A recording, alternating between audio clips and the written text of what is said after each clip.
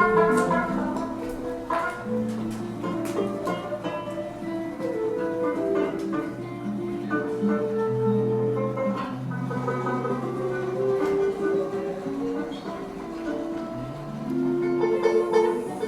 1929, me and my husband were sharecroppers, and what that means is that we did all the picking and the owners did all the taking.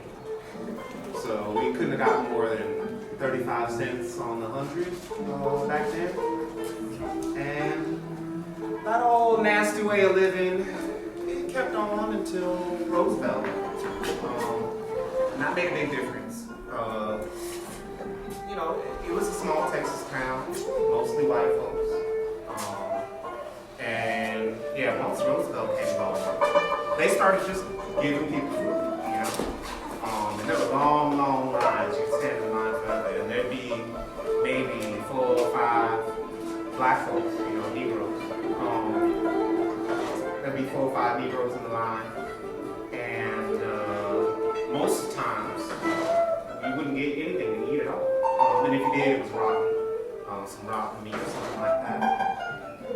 But eventually, the government sent a couple men down to this little town to see what was going on, where it was all food. And they found that a couple of these men were hoarding the meat in a shack somewhere. They were hoarding it. Can you imagine? People out there waiting in line and hungry, and you just hoarding them. Well, those 3 men, they went to jail. That was about 1934, I'd say. In that little town, you know, the white people, I used to work in the houses. Papa was out of a job, and Mama had to move to someone else's house to work, and I went to live with my aunt. I lived with another 20 people or 17. I don't know. People come and go, but it's never the same people. I think those people are my family or my friends or my aunt's friends. I share a room with 7 people. It smells. That's not what I used to do before. It's cold. It's really hard to stay warm in Lake Michigan. I own one coat, but sometimes I have to share it with my sister. They started to dump all the trash in our alleyway. So it's I was one mission in life, and that was to be a bum, and I failed that. Us brothers. The hobos will come around. Oh, gosh, we came here to work. 1933, 30. Be warm with a pot belly. Well, I go for a bean sandwich. I was making better money Maybe as a 2 kid bean 4 years ago, 1926.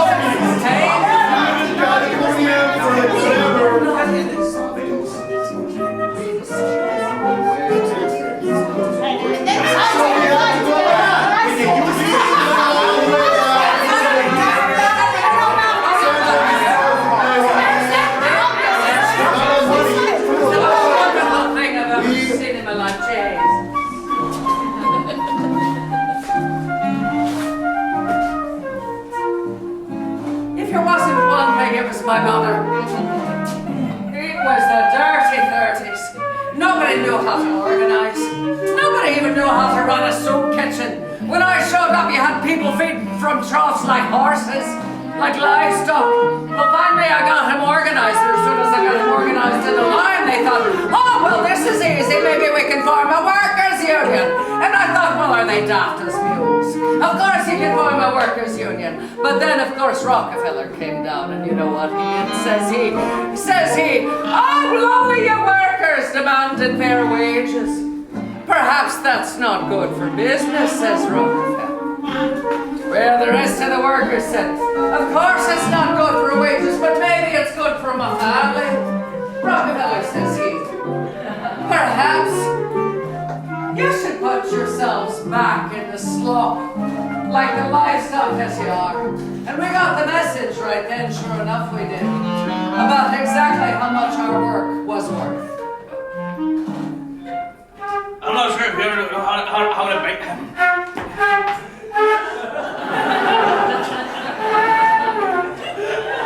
He talks just like this, he does.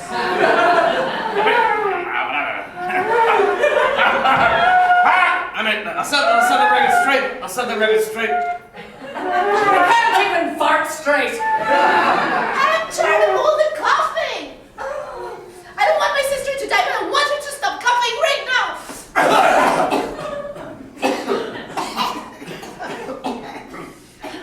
They say she's very sick, and they say that she can die. And sometimes I sleep in the same room as her, so I don't know if I'm going to die too. I don't know how these things work. It's called TB or something like that. I don't understand. I just want her to stop coughing. All I want is for her to stop coughing. I just can't do it.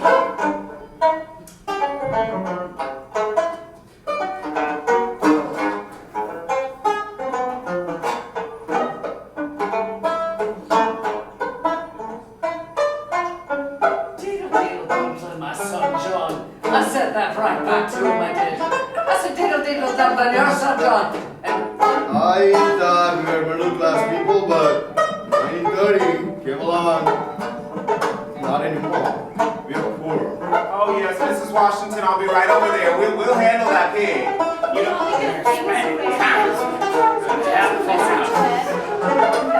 So many helpful houses.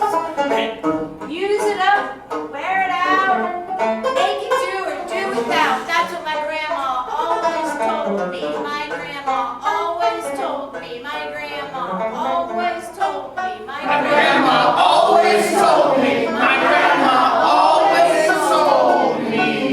My grandma always told me. My grandma always told me. My grandma always told me. And so that's what we did. We wore things out. And then when they were worn out, we wore them out even more. And sometimes we would build dresses out of our feed sack bags. In fact, the companies would make the feed sack bags in floral prints so that we could make pretty dresses for the girls.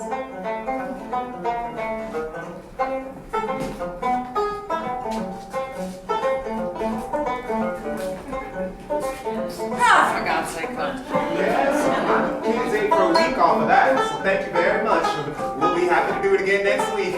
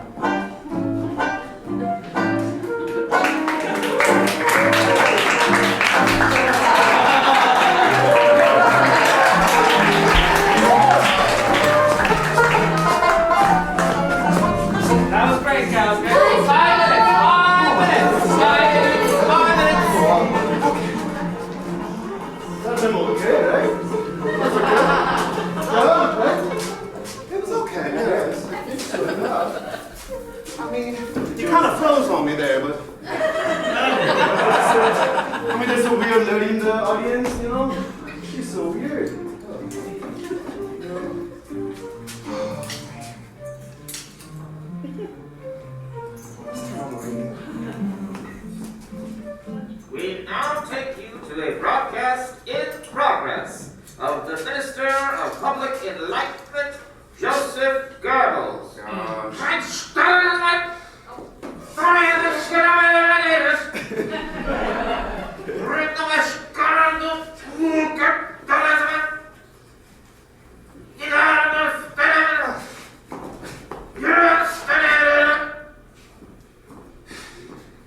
You hear that nonsense? And they're supposed to be the superior race. You know where they got these swastikas from? Where? The swastikas like they've been painted on churches? Yeah. Us Indian high caste Brahmins and the Germans are basically the same race. Especially right now, Indians and Germans should be friends because we have a common enemy with the British.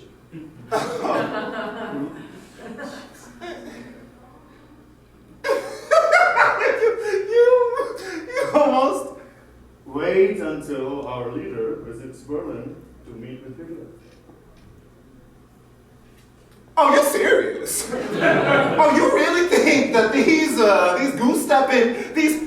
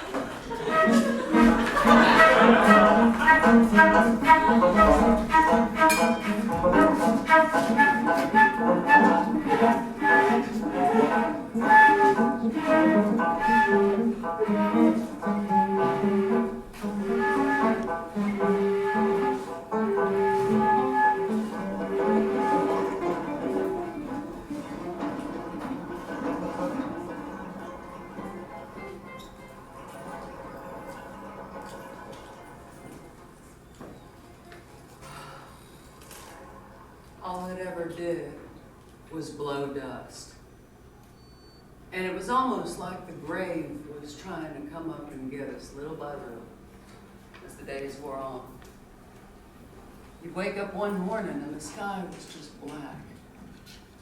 And it was like a cloud just holding over us. And I remember Mama praying because she thought it was the end of the world. Little Morton was an infant at the time. And then everybody started to cough a little bit.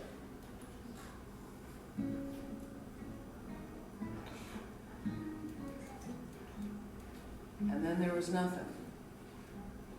We had no wheat. We had no money.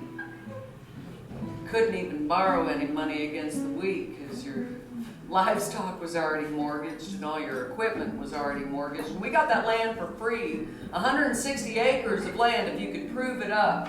And we proved it up. But nobody told you about taxes, taxes, taxes, taxes, taxes, taxes, taxes, taxes, taxes, taxes, taxes, taxes, taxes.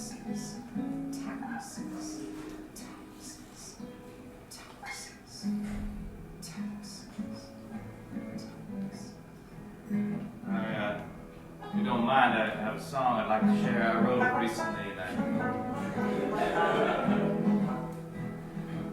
It means a lot to me if you listen.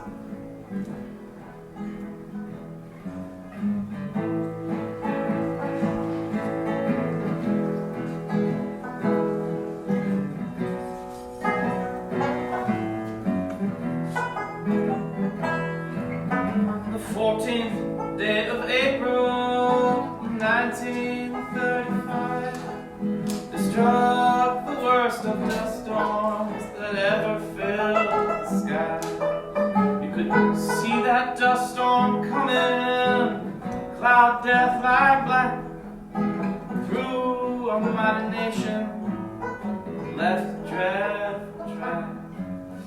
Relatives were huddled into their oil boom shacks, and the children, they was crying and whistled through the cracks. And the family, they was huddled into their little room. They thought the world had ended, they thought it was their doom. There wasn't anything to do but clean. There was farm work, but you couldn't even leave the house. And we had no idea that's what we were doing to the land. People were like, you're dirty Okies, you're dirty Okies, you're dirty Okies, you're dirty Okies, you're dirty Okies. Well, hell, we weren't even Okies, we belonged to the bank. And the bank owned everything. You couldn't leave your farm, because it's not like you were going to come back to it. Nothing we could do would grow. And that's the only choice we had, was to try to plant and try to grow, and try to plant and try to grow. Try to plant, try to grow, try to plant, try to grow, try to plant, try to grow, try to grow, we try to plant, we try to grow, we try to plant, we try to grow, we try to plant, we try to grow, we try to plant, and we try to grow, we try to plant, we try to grow, we try to plant, we try to grow, we try to plant, we try to grow, we try to plant, we try to grow, we try to plant, we try to grow, we try to plant, we try to grow, we try to plant, we try to grow. tried to. We tried to plant, and we tried to grow. The one thing that we had among us, because we didn't have hope, hell, we couldn't even afford hope. The one thing we had among us was the next day, and the next day, and the next day, and hoping that maybe somebody around the bend had a better idea, that maybe there could be rain, that maybe there was something more than just the grave trying to get us day after day. Because all we wanted to do was work. And if we could work, we'd find a new day.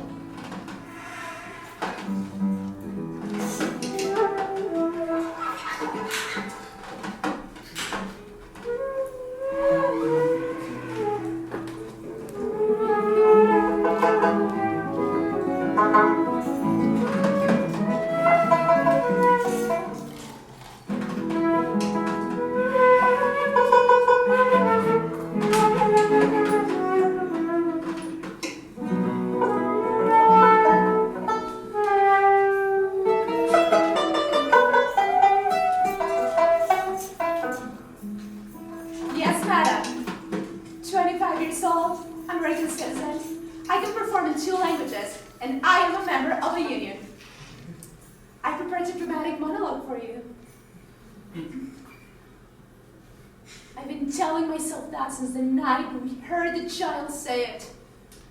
I lay in bed every night praying that it isn't true. But it is now. I did love you. I do love you. Maybe I resented your marriage because I wanted you. Maybe I wanted you since we first met. I could not put a name to it. But I have wanted you all this time. Thank you so much. Can I sign a contract? Excellent, thank you so much. I'll see you on Monday. Welcome to the theater, ladies and gentlemen. My name is Hallie Flanagan, theater producer and director of the Federal Theater Project. Can I get a round of applause?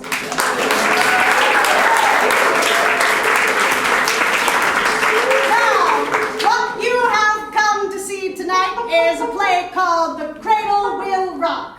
Now, I like to say it is not a play set to music, nor is it a music illustrated by actors. No, it's something different. It's something better. Now, I think that theater should not be a luxury in our country. I think that theater is for the people, and people have to participate for it to work. I thank you all for coming. I speak to you now with a certain degree of severity, a degree of Americanism, a degree of knowing that we are not alone. I stand before you, and some of you may only hear my voice for the very first time, and I would like to assure you that you are heard You are being seen by your government. For your problem, my friends, is just as much a problem of mine.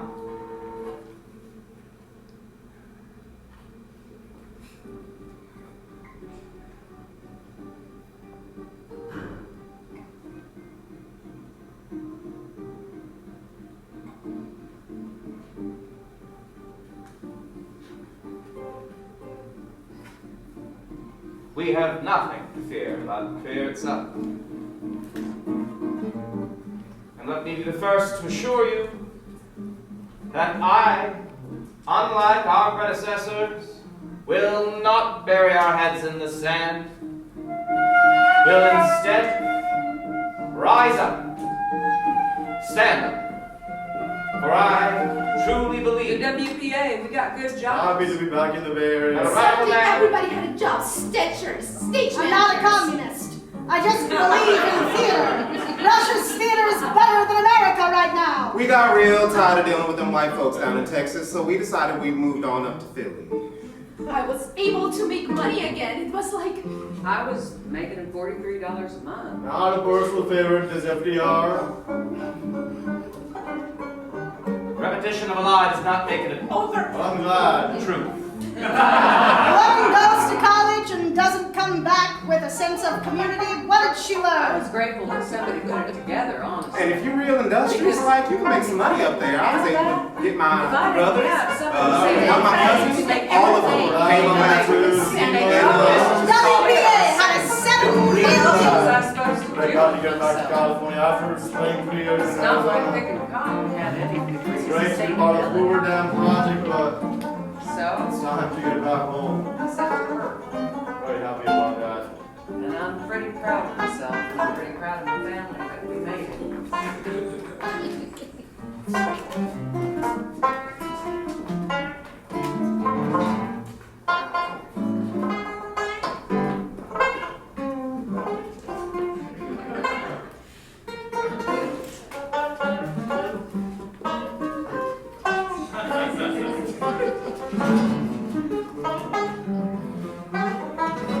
Let America be America again.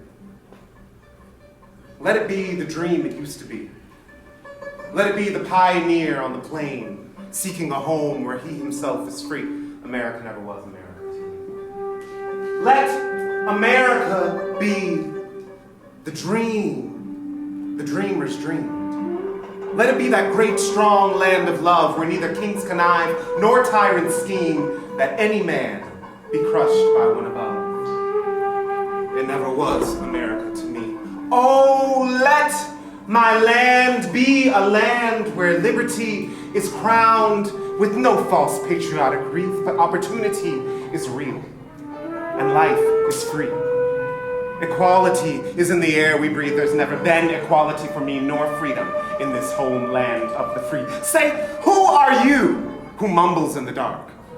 And who are you who draws his veil across the stars? I am the poor white, fooled and pushed apart. I am the Negro, bearing slavery scars. I am the red man, driven from the land. I am the immigrant, clutching the hope I seek and finding only the same old stupid plan of dog eat dog, of mighty crush the weak. I am the young man, caught in that ancient, endless chain of profit, power, gain, of grab the land, of grab the gold, of grab the ways of satisfying need, of work the men, of take the pay, of owning everything for one's own greed.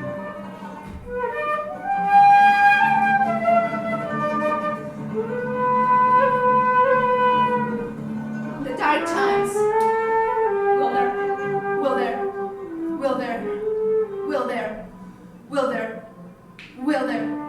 Will there also be singing? Yes. In the dark times, will there also be, in the dark times, will there also be singing? In the dark times, will there also be singing? In the dark times, will there also